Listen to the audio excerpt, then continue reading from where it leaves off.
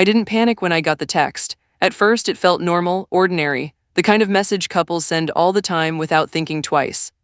My parents need me tonight. I'll stay there and come back tomorrow. I read it once, then again. Something about it felt off, not wrong, just different. There was no emoji, no love you, no explanation, just a statement. I stared at my phone longer than I should have. Before I continue, take a second to subscribe. Stories like this are real, uncomfortable, and honest, and sometimes they reveal how one small moment can change everything. My wife and I had been married for 7 years. We weren't perfect, but we were stable, or at least that's what I believed. We both worked full-time, evenings were usually quiet. Dinner, TV, sleep. Weekends were for chores and family visits, nothing dramatic, nothing suspicious. Her parents lived about 40 minutes away. She stayed over sometimes, especially when her mother wasn't feeling well, so the message itself wasn't strange. What bothered me was my gut.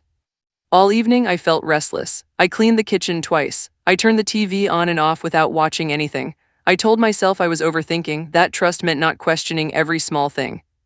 Around 10 p.m. I decided to call her, just to say goodnight. It rang once, twice, then went to voicemail. That wasn't like her. I waited 15 minutes and tried again, same result. Now my chest felt tight, not fear, unease, the kind you can't explain without sounding crazy. I told myself one more call, not to her but to her mom, just to check in, to say hello, to be polite. Her mother answered on the second ring. We exchanged greetings, normal, friendly. Then I said casually, I just wanted to check if everything's okay. My wife said she's staying with you tonight. There was a pause. A short one but long enough. Then her mother said, what do you mean? My heart dropped. I repeated myself slower this time. She texted me, said she was staying at your place tonight. Another pause, longer. Oh, her mother said carefully, no, she's not here. I felt dizzy. I sat down without realizing it. Her mother continued, we haven't seen her today. I thanked her, said there must be a misunderstanding, and ended the call. My hands were shaking. I stared at my phone again, that same message. Still there, still calm, still wrong. I called my wife again, straight to voicemail. Now panic set in. I didn't know what I was afraid of, an accident, a lie, something worse. My mind jumped between possibilities, none of them good. I waited another hour, then another. Midnight came and went. At 1 a.m., she still hadn't called. I didn't sleep that night. Around 6 a.m., my phone buzzed, a message from her. Sorry, fell asleep early, I'll explain later. That didn't explain anything. When she came home that afternoon, she looked exhausted, not guilty, not nervous, just tired. I asked her calmly where she was last night. She froze. Just for a second, but I saw it. Then she said, I told you, my parents' place.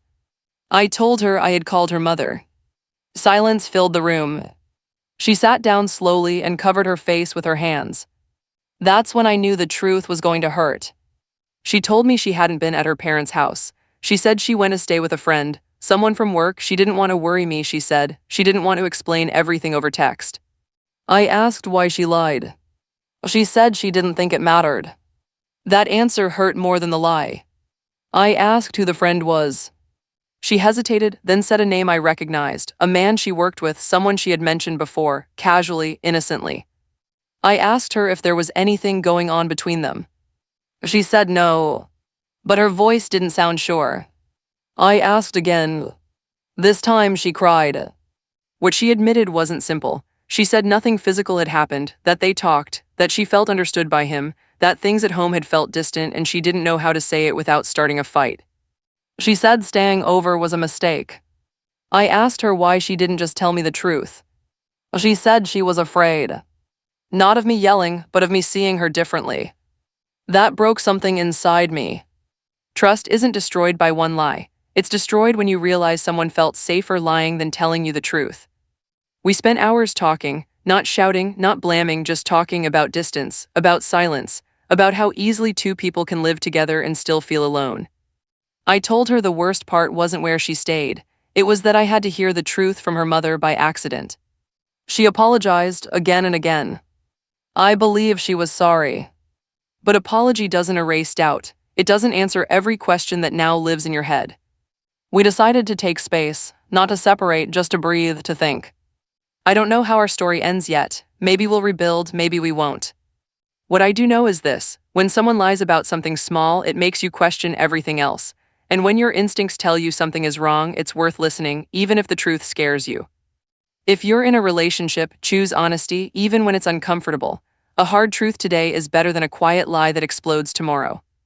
If this story made you think, subscribe for more real-life stories about marriage, trust, and the moments that change everything.